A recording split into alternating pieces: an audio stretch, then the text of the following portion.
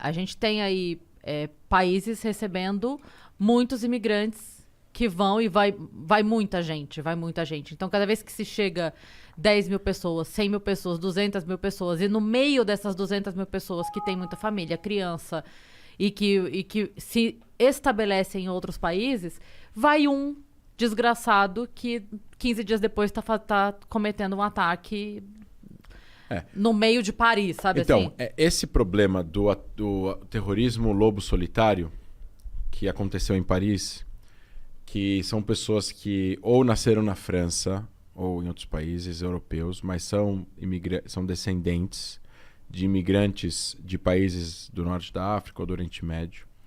Eles estão num limbo de geração. A geração que chegou sobreviveu. A segunda geração é grata por poder estar lá. E a terceira geração não se encontra. Ela não se identifica nem com cá nem com lá. E aí vem um grupo e fala, olha, vou criar um califado. Aí vira real. E aí o cara sente um senso de propósito. Entendi. Aí tem um processo de awakening, que seria o acordar. Que é o que a gente chama de o processo de radicalização. Foi feito isso com alguns pilotos dos aviões do 11 de setembro. Um dos pilotos, que era um libanês, ele estudava numa universidade se não me engano, era em Hamburgo, na Alemanha. Tem um filme que chama A Célula de Hamburgo. Eu acho que é Hamburgo, eu tenho quase certeza. E ele não era nem religioso, classe média, não religioso. E devagarzinho tinha um cara lá na universidade, começa a fazer um contato com ele, começa a levar ele pra mesquita, começa a fazer aula, começa a levar ele, começa a mostrar um monte de coisa, começa a explicar um monte de história, com aquela retórica e narrativa que vai voltar ele ao ódio, etc e tal. E devagarzinho, aí ele vai pro Afeganistão, faz um treinamento, volta, e devagarzinho tem um processo de radicalização. Você pode fazer isso com qualquer coisa. Isso foi feito com essa ideologia. Você pode fazer isso com outras ideologias também. Isso foi feito com ele, e ele foi e jogou o avião nas torres. E ele era casado. E a mulher dele não sabia. Ela não sabia? Não. Era só mais um dia de trabalho. Não sabia.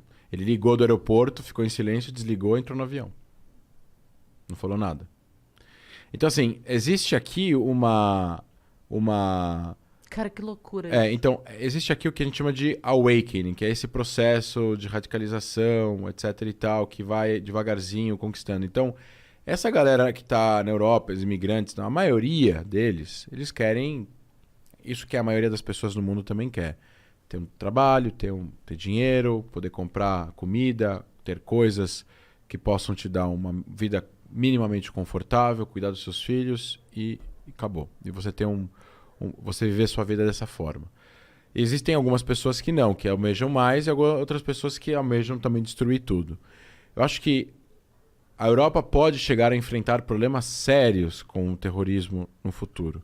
E aí vai ter uma série de equilíbrios e desequilíbrios que vão acontecer em leis dentro da Europa para fazer com que, ao mesmo tempo que existe um Homeland Security, né, uma segurança nacional interna que evite atentados, uma proteção aos direitos de privacidade e direitos civis da população. Numa democracia, como é que você vai fazer escuta com um cidadão do seu próprio país sem acusação? Uhum. Você tem que ter um motivo. Aí o juiz vai ter que permitir isso. Só que se você tem que escutar um monte de gente, é complicado. Ou você vai fazer isso ilegal, aí você vai fazer uma violação. Então os serviços secretos podem até fazer violação jurídica dentro do próprio país, sem a polícia saber ou sem o sistema jurídico saber. Porque muitos países tomam a decisão do seguinte: eu prefiro violar e evitar um atentado do que não violar e gente morrer. Então vai cada vez ter mais esse dilema. O dilema da onde é a linha tênue entre o direito da democracia e individualidade e proteção de dados jurídicos que cada cidadão goza numa democracia e a proteção do país em si.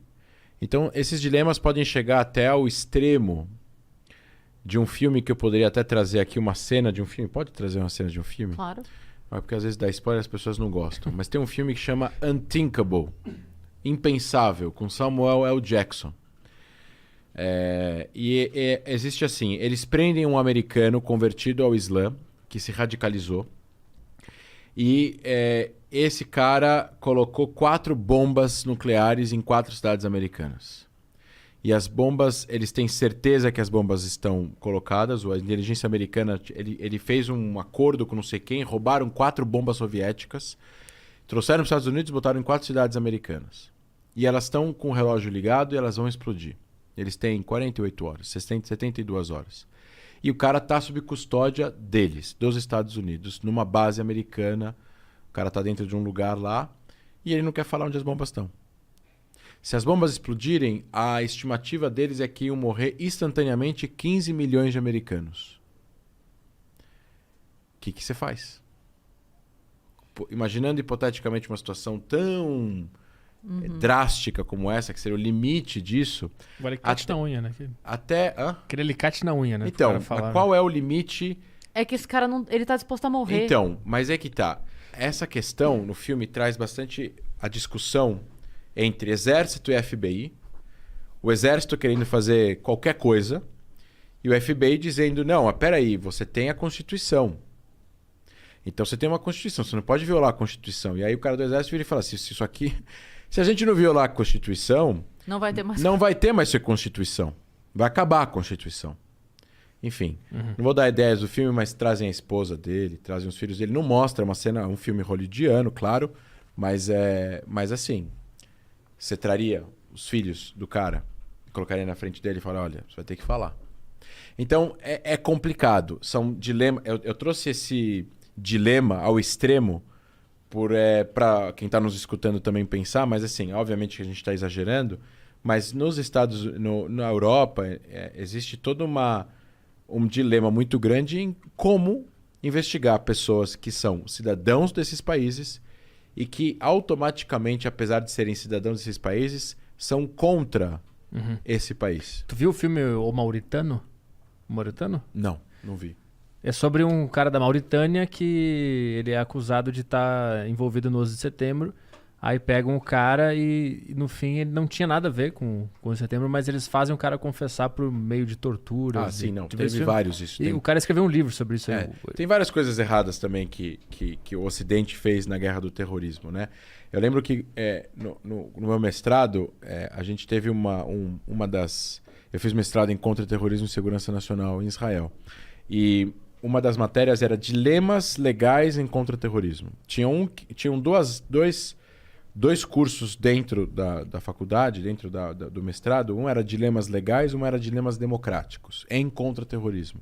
E aí você tem todas as dissertações dos professores desses temas e os exemplos. Então, eu fiz uma comparação da Espanha na época, isso era 2013, 2014, eu fiz uma comparação da política antiterrorista da Espanha entre 2000 e 2004, 2001, entre 11 de setembro e os atentados de Madrid, e 2004 em diante. Entre 2001 e 2004, a Espanha, que se uniu aos Estados Unidos na sua guerra contra o terrorismo e mandou forças para o Afeganistão, na época, com o Bush, eles aplicaram uma regra dentro da Espanha que é inimaginável. Eles tinham uma pessoa que fosse presa pela polícia da Espanha, acusada de envolvimento com terrorismo, e assim, não precisa ser turista, não precisa ser de fora do país. Um espanhol, nascido na Espanha, que fosse preso sob a suspeita de envolvimento com terrorismo, não foi provado nada ainda. Durante todo o processo investigativo, até o julgamento, a decisão, ele não tinha direito nem a advogado, nem escolher advogado, nem informar a família, nem de ligação telefônica, nem de receber visita, nem de escrever uma carta. Ele não tinha direito de absolutamente nada que uma pessoa que pertence, que é cidadão de um país democrático tem quando ele é preso. Isso de 2001 ou 2004? E por que isso mudou depois de 2004? Porque aí depois a esquerda entrou no poder na Espanha e mudou isso. Tá. Porque quem estava no poder é a direita. Mas mesmo assim, a Espanha é um país democrático. Então eu acho que o que eu dou dando exemplo não é nem de esquerda e de direita, porque eu posso dar a gente acabou de dar um exemplo incoerente da esquerda aqui no Brasil. No caso aqui, a gente está falando de o quanto as pessoas estão dispostas a ir para fazer com que o país fique seguro. Tem gente que vai falar que isso é justificável. Aliás, eu, como especialista em contra-terrorismo, entendo que existem algumas coisas que um país precisa fazer para poder fazer com que o seu front, o seu Homeland Security, sua segurança nacional fique segura.